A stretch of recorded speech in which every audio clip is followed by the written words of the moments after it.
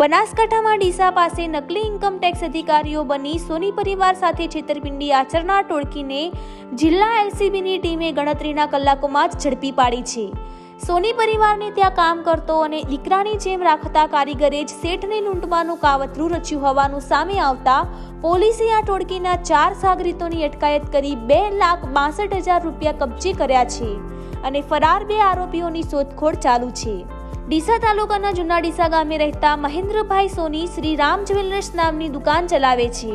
તેમની દીકરીના લગ્ન હોય તેઓ સગા સંબંધીઓ પાસેથી પ્રસંગ માટે પૈસા લાવ્યા હતા અને ઘરમાં ખરીદીનો માહોલ ચાલી રહ્યો હતો। તેમજ મહેન્દ્રભાઈ પોતાના પરિવાર સાથે ઘરે હતા તે સમયે સફેદ કલરની સ્વિફ્ટ કારમાં અજાણ્યા 5 શખ્સો તેમના ઘરે આવ્યા હતા અને ઇન્કમટેક્સના અધિકારી તરીકેની ઓળખ આપી આઈડેન્ટિટી કાર્ડ બતાવી સોની પરિવારને ડરાવી તેમની પાસેથી ચાંદી અને રોકડ સહિત 4,35,000 રૂપિયાના માલમત્તાની છેતરપિંડી આચરી ટોળકી ફરાર થઈ ગઈ હતી।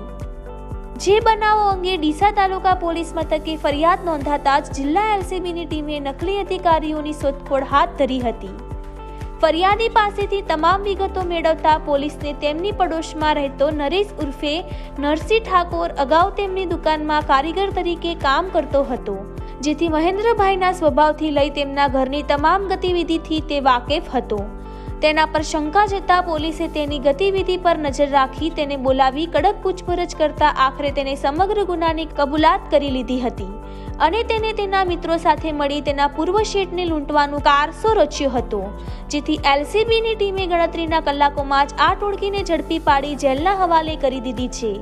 જેમાં જૂના ડીસા ગામના નરેશજી ઉર્ફે નરસિંહ ઠાકોર, શ્રવણ ઠાકોર, ધારશીજી ઠાકોર અને રાહુલજી ઠાકોરની અટકાયત કરી છે, જ્યારે અન્ય 2 ફરાર આરોપી પિન્ટુજી ઠાકોર અને લાલભા વાઘેલા ફરાર હોય તેમની શોધખોળ ચાલુ છે।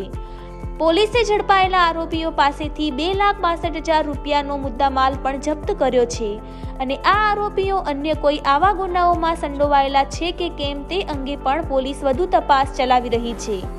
રિપોર્ટર રાજ ગજ્જર, બનાસકાંઠા। મહેન્દ્રભાઈ મકનાજી છે, જૂના ડીસા ખલવાડ વિસ્તારમાં હું રહું છું। હું સાંજના 7:30 પછીના સુમારે મારા ઘરે રસોડામાં હું બેઠો હતો। એ વખતે અચાનક મારા ગેટ આગળ એક ગાડી આવીને ઊભી રહી। મેં મારા બાબલાને કીધું કે ભાઈ કોણ છે, કોની ગાડી આવી છે? એટલે મારો બાબલો છે દરવાજામાં ગયો, દરવાજા ગેટ સાથે પહોંચ્યો ને તરત એક ભાઈએ કીધું કે મહેન્દ્રભાઈનું ઘર આવ્યા છે। એ લોકો અંદર આવ્યા અને ડાયરેક્ટ અમને આઈ કાર્ડ બતાવેલા કે અમે ઇન્કમટેક્સના અધિકારીઓ છીએ। 5 જણ આવેલા અને ઇન્કમટેક્સના કે અધિકારીઓ છીએ કે તમે કે 2 નંબરનો ધંધો કરો છો અને તમે 2 નંબરનો માલ લો છો, એવું બધું કીધું અને અમારા બધાના મોબાઈલ તરત જપ્ત કરી દીધા અને મારી જોડે એમ કે ધાક ધમકી આપી અને તિજોરી ખોલાવેલ, લોકર ખોલાવેલ અને એમને આ વસ્તુ એમ કે મને મુદ્દામાલ મને આપવા માટે મજબૂર કરેલ અને મારે પણ એ મુદ્દામાલ એમને આપવો પડ્યો અને પછી એ લોકોએ મુદ્દામાં લઈ અને ફરાર થઈ ગયેલા, ભાગી ગયેલા અને તરત ને તરત એમણે ગાડી દબાવી મૂકેલ। તમને ક્યારે ખબર પડી કે તમે ખોટી રીતે લૂંટાયા છો આ નકલી?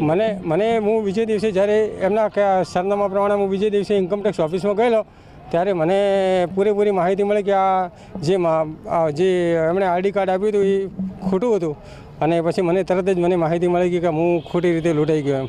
પોલીસ ફરિયાદ કરી? પછી ત્યારબાદ મેં પોલીસ FIR આ ડીસા રૂરલ પોલીસ સ્ટેશનમાં મેં આપી દીધેલ।